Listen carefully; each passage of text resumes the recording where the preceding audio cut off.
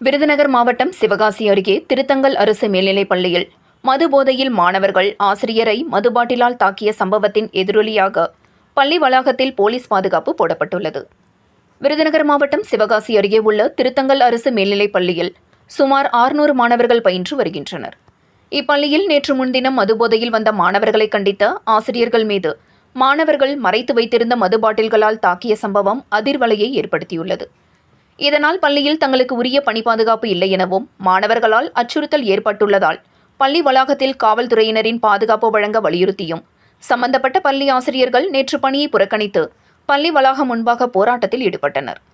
இதனையடுத்து பள்ளியில் இன்று காவல் ஆய்வாளர் நவநீத கிருஷ்ணன் தலைமையில் காவல்துறையினர் பள்ளி வளாகத்தில் பாதுகாப்பு பணியில் ஈடுபட்டனர்.